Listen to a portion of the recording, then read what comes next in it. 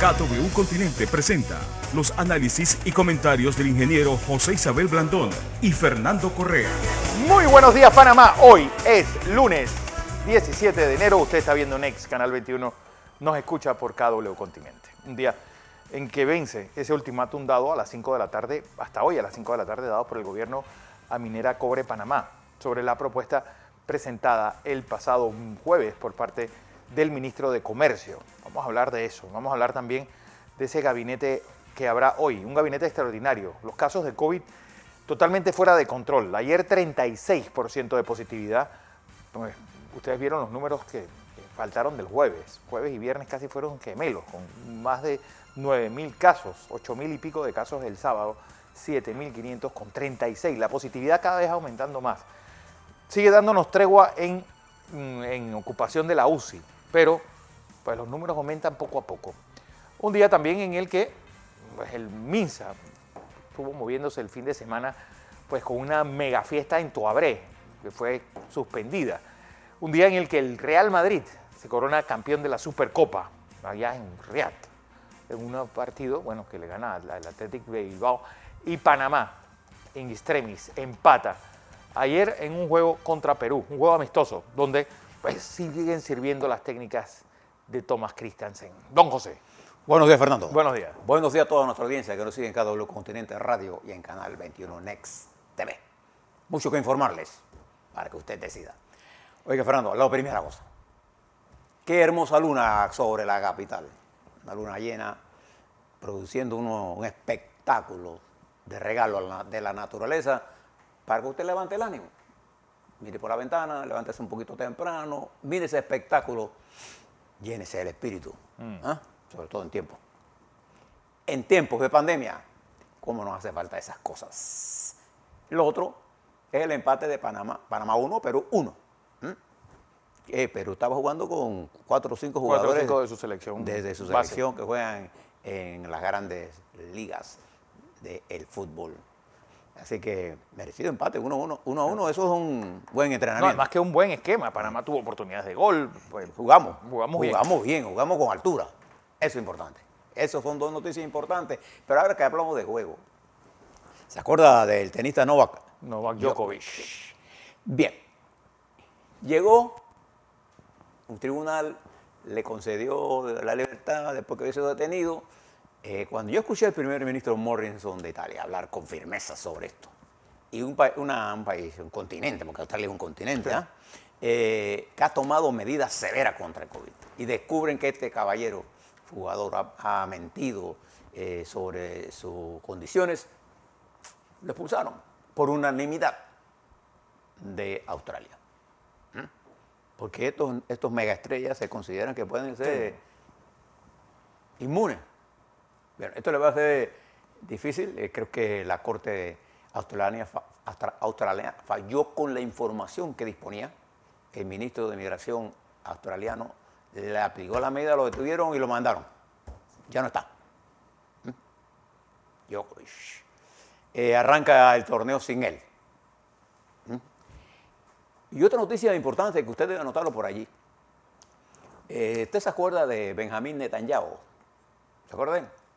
Bien, la ABC, cadena americana de televisión, ayer estaba informando que Netanyahu y sus abogados intentaban llegar a un acuerdo con la fiscalía, un acuerdo de pena, un plea bargain, con él declararse culpable y aceptando una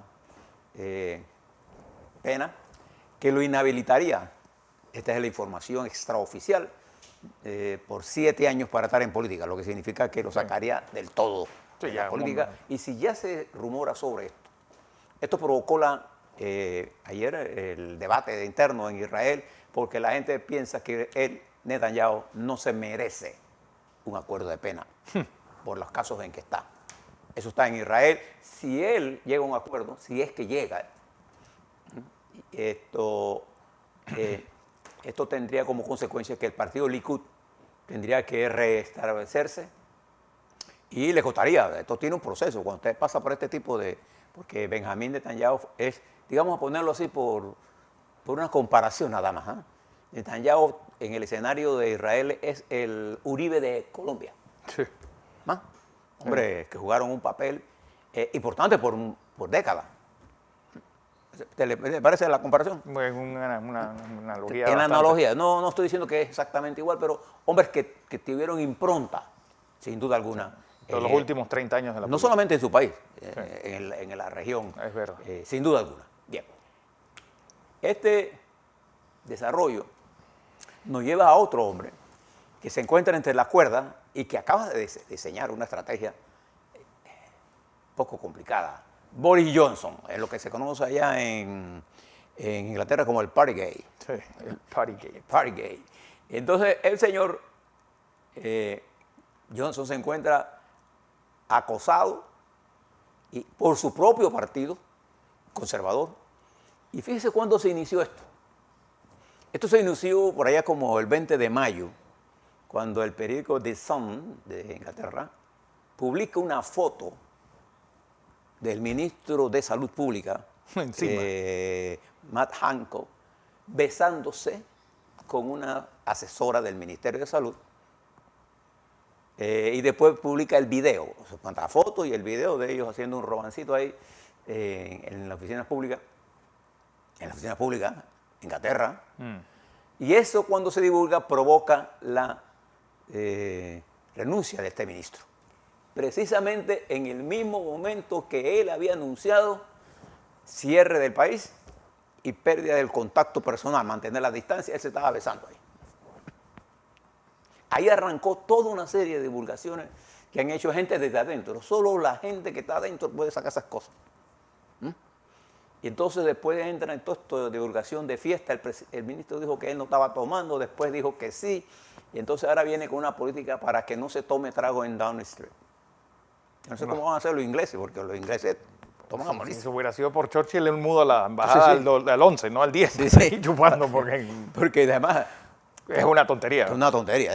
Sí. La ley seca no funciona cuando usted... No, sobre todo que a una de las cosas que los latinos más nos asombra cuando vamos a Europa, sobre todo, es que ellos toman, es decir, la borrachera es una consecuencia, no un fin. Aquí cuando se toma para quedar inconsciente. Allá no, allá tú, incluso dentro de las universidades venden licor, porque nunca, yo por ejemplo, los años que estuve ahí, nunca había nadie tirado borracho por ahí. No, pero Sí, si toma... uno toma por placer, no usted por... Va, usted va a Estados Unidos, en la oficina te venden un trago. Un traguito, ¿no? Bueno, ahora él intenta impulsar una serie de políticas populistas, como por ejemplo, le doy una nada más para que usted mire, poner el ejército en el canal para que no vengan migrantes. Pero los conservadores, que ya hicieron sus sondeos en sus circuitos y sus circunscripciones parlamentarias, se ven afectados por esto, porque el impacto de todas estas mentiras del señor Johnson en la comunidad británica ha sido grande, sobre todo esa fiesta que hizo el día que estaban enterrando al esposo de la reina, una imagen de la reina, Príncipe Felipe. por allá solita por COVID, y a otra imagen del gabinete tomando trago en Downing Street. No sé. Entonces, esto tiene al primer ministro en un grave problema. Pero esto se le suma al problema del Omicron, igual que en Israel. Y yo quiero decirle que el primer ministro Naftali Bennett de Israel anunció que la situación de Israel es que se encuentra en el ojo de la tormenta por el Omicron. Y esto lo llevó a él a decir que tenemos que mirar esto con cautela. Hay hospitales que ya están congestionados. Y fíjese, le estoy hablando de Israel, no estoy hablando de un país que ha tenido una excelente... El primero en alcanzar más del vacunación, 70% en vacunación, doble vacuna, etc. Y para que usted tenga una idea, nosotros en Omicron a nivel global, a nivel de la infectación, con toda la pandemia, tenemos más de 327 millones, Fernando, de casos encontrados, y hay cerca de 5.600.000 personas que han muerto. Siendo los Estados Unidos el país con mayor niveles de contaminación, le sigue la India, el Reino Unido, Francia, Rusia, Turquía, Italia y España, Alemania.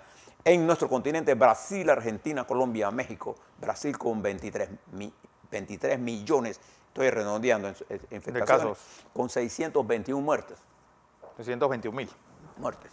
O sea, esto le da una idea a usted de la magnitud. Y el Omicron tiene un problema. No, 675.000. Es el número. 675.022. ¿Brasil? El número de Brasil. Mire usted los números que estamos hablando. Entonces usted tiene que, le voy a dar esto para que lo tenga en la mente, porque le voy a dar las cifras panameñas. Porque hoy hay un gabinete y le voy a dar las noticias, los informes y le voy a dar algunas opiniones que yo tengo sobre esto. Después de mirar lo que está, las cifras en Panamá y de pasar haciéndose algunos análisis de las curvas de tendencia en la República de Panamá. Fíjese que usted debe recordar que el Omicron, esta variante nueva, que se reproduce a mayor velocidad, es la capacidad de reproducción de él es, porque en su corona hay más de 20, 30 mutaciones que facilitan la entrada de esta variante a su cuerpo. Y tiene un índice de reproducción 3 veces más que el Delta. Eso significa que nos enfrentamos a un enemigo que tiene, y además tiene la característica que él se aloja en la fase superior de su sistema respiratorio, lo que le hace de más rápida, más fácil la contaminación, contrario al Delta, que se aloja en la parte inferior, que son sus pulmones. Entonces usted necesita mayor protección para que no se disemine, pero se está expandiendo enormemente. Entonces aquí hay decisiones que tomar, y hay que tomarlas rápida en Panamá, porque tenemos en Panamá una cantidad de gente contaminada, y entonces el volumen de gente que queda en cuarentena, por cada contaminado en una casa, usted puede asumir que hay 5 o 6 personas. Y si tenemos 55.000, usted puede asumir que hay por lo menos cerca de 300.000 personas que están de una u otra forma en cuarentena, que además no tienen ni síntomas, ni se encuentran mal. Usted sabe el efecto que eso tiene en la economía, en la paralización de la economía en la República de Panamá. Entonces nosotros tenemos que mirar esto ya con qué vamos a hacer. Ahora les cuento un poco más, nada más para que usted tenga una idea de la velocidad. Esto está afectando a Rusia, pero lo que pasa es que Putin no habla de esto. Putin nada más que habla de guerra y de Ucrania. Y de Ucrania.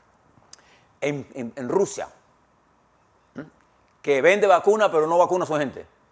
En Alemania, en España, en Inglaterra vienen en bajada. Pero Francia sí. En Italia, en España, van a tomar algunas otras medidas. En nuestro continente, los Estados Unidos, está Australia, en China, que dentro de unos días tendrá los Juegos de invierno, el Omicron ya ha sido reportado como comunitario. En Japón, en el mundo está el Omicron. Cada gobierno está haciendo ajustes a la política para bregar con este virus, que no lo subestimemos, porque produce mayor volumen de infectación y también produce muerte. No nos engañemos en eso, ¿ah? Pero por su comportamiento, por su dinámica de ataque, necesita de un ajuste estratégico. Que entiendo, eso es lo que se va a considerar en el gabinete del día de hoy. Pero la ciudadanía panameña sigue manejando esto con mucha ligereza, porque pululan por allí la gente que dice que está cansada. En una guerra el que se cansó perdió. Perdió ya. Y esto es una guerra que nadie ha ganado todavía. Nadie ha ganado todavía. Algunas otras cosas importantes que usted debe saber en el día de hoy. ¿Se acuerdan de Silvio Berlusconi? A sus 85 años. Berlusconi aspira a ser presidente. Acuérdense que en Italia el primer ministro es el que manda. Sí.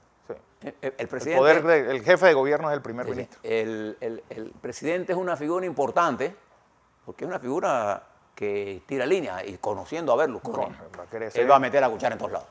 Pero no es que él va a hacer, la derecha lo quiere proponer a él. Pero recuerde que para votar en Italia se necesitan hay 1.009 votos entre el Senado, la Cámara Baja y unas 15 regiones que suman 1.009. Berlusconi necesita como 670 para poder pasar. El 3/4 parte de 1.000 son 700 y algo, y en la segunda votación 600. Él tiene asegurado como unos 300 y tantos votos. Va a haber consultas a partir de hoy en Italia entre Berlusconi y los partidos para ver si él tiene la opción de poder reemplazar al actual presidente, que renunció. Pero como un ave fénix, Sí, resucitará. resucita, pero bueno, ya resucitó. Sí, sí, ya el hecho de que se si le es dé presidente o no, ya será... Bueno, hablando de esas personas que están en la impronta de los países, tipo Netanyahu o Uribe, ahí tienes uno. Y además que demuestra que en política uno nunca está totalmente muerto. Y mire lo que le voy a decir para que usted vea el cambio climático de nuestro continente. Nada más fíjese en lo siguiente. El aguacero de ayer.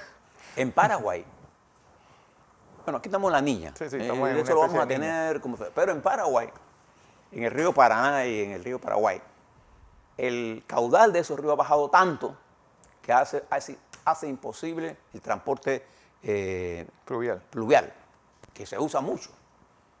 Paraguay está frente a una terrible sequía, mientras en Brasil hay sequía y mientras en Argentina también hay incendios. El clima extremo, las temperaturas en Buenos Aires llegaron a 41 grados, 41 grados. Grados centígrados, para que usted tenga una idea de lo que está ocurriendo. Y lo de Paraguay es peor porque recuerden que ellos, su principal producto de exportación es la energía que sale de los ríos, en esa impresionante represa de Itaipú. Ahora, hablemos un poco de la política internacional y tome algunas de las consideraciones que le voy a dar.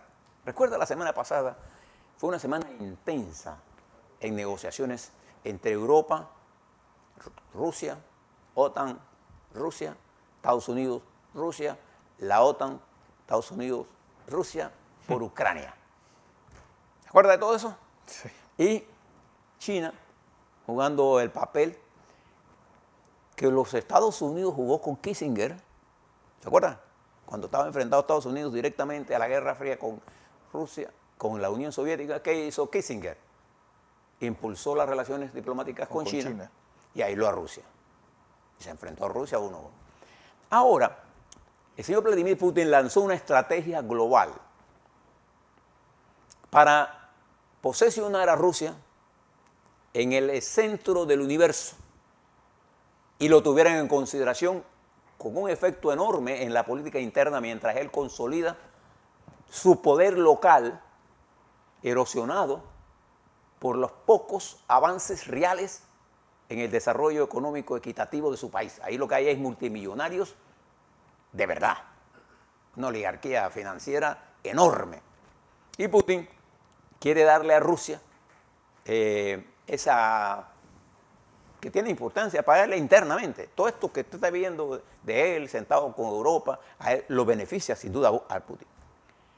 Pero pienso que el señor Putin se ha equivocado en los cálculos que ha hecho. Él pensó que esto era, viste, 2 vueltas y que esto podía resolver, porque lo que le interesaba a él era que los países cercanos que formaron parte de la ex Unión Soviética no tuvieran armamentos nucleares ni fueran parte de la OTAN. Usted debe recordar que en Ucrania se encontraba gran parte del arsenal nuclear de la Unión Soviética. Que gran parte terminó, sobre todo la parte marina, y es una historia alucinante, porque gran parte, sobre todo de la parte de submarinos, terminó en manos de la Pepsi. La Pepsi terminó siendo, después de la Guerra Fría, por un pocos años, la dueña de la flota marina, la tercera o cuarta flota marina más importante del mundo. Y fíjese que Ucrania cambió, le entregó, le devolvió a Rusia todo ese arsenal nuclear a cambio del respeto a la soberanía de Ucrania. En el 2004, el señor Putin se pasó eso por donde le dio la gana. 2014. En 2014, y Crimea la invade, la toma, y pone esto, e impulsa a los nacionalistas rusos en el norte de Ucrania. Y esto ha generado una crisis enorme. Entonces, Putin calculaba que ahora, con sus 100.000 hombres en la frontera, Europa iba a parpadear. Y resulta que ahora, mira las cosas que están ocurriendo. Los países de la ex Unión Soviética apoyan la idea de unirse a la OTAN. Y países como Finlandia, que no formaban parte de la OTAN, ahora quieren ser parte de la OTAN. Entonces, en vez de provocar la desunión, que sí la logró con el señor Trump, Biden ha hecho exactamente lo contrario y Europa se ha unido frente a Putin. Y poco es lo que puede hacer China para sacar a Putin de eso. ¿Qué puede pasar? Bueno, nadie sabe exactamente qué quiere hacer Putin si va a invadir Ucrania. Lo que sí pasaría es que si él invade a Ucrania, las medidas que van a tomar contra Rusia van a ser terribles. Y la resistencia ucraniana con respecto a Rusia va a ser altísima, porque usted debe recordar que Ucrania tiene un sentimiento, una parte importante, antirruso. Antirruso. Bueno, el holocausto de hace 100 años contra Ucrania. Sí, antirruso. Antirruso. Entonces nos enfrentamos a una situación extremadamente grave y aquel que pestañea pierde. La argumentación de la señora Wendy, de la secretaria de Estado de Estados Unidos, subsecretaria, ha sido dura. Y los generales de la OTAN y los generales de los Estados Unidos han señalado con claridad cuál va a ser su jugada. Aquí nos enfrentamos a un problema importantísimo de carácter geopolítico, y como nosotros somos parte de la geopolítica global, nos interesa saber el desempeño. Esta estrategia del señor Putin de jugar un papel más allá de la capacidad económica, pero sí con una tremenda capacidad militar. Ucrania en realidad no representa ninguna amenaza para el desarrollo militar de nadie. Pero Putin quiere usar eso para intimidar a Europa y a los Estados Unidos y a las democracias en general. Esto impulsó a Biden. Este viernes tendrá una conversación por Zoom o por virtual con el primer ministro de Japón para cerrar todo lo que viene haciendo en el Pacífico Sur y poder enfrentar a China en lo comercial. Japón, no tengan la menor duda, desde el punto de vista de economía, es más poderoso, pero poderoso de verdad, que Rusia. Y no se olviden que China es la segunda potencia mundial económicamente. Rusia ocupará que el 11º lugar de la economía por petróleo, pero el desarrollo material de la sociedad rusa, no independientemente de lo que diga la cadena RT, es inferior al desarrollo de Europa y de los Estados Unidos, con todos los problemas que tiene Estados Unidos. Esto plantea un problema geopolítico en desarrollo y le plantea a China un problema nuevo. El aventurerismo de Rusia ha llegado a tal punto que funcionarios rusos amenazan de que ellos pondrán militares en Venezuela, en Cuba y en Nicaragua. Cosa que ya existe. Sí. Para poner entonces en amenaza a los Estados Unidos. Este es el lenguaje que está usando Vladimir Putin y que aspira a quedarse hasta el 32. Ayer escuchaba al señor Maduro decir que él se va a quedar hasta el año 2030. Si se queda Ortega, ¿por qué no se puede quedar? Si se queda Putin, ¿por qué no se puede quedar él? En fin, este importante escenario mundial nos obliga a nosotros a mirar el mundo con detenimiento para sacar las lecciones importantes y mirar ahora hacia nuestro continente, particularmente por dos elecciones que están en desarrollo en este momento.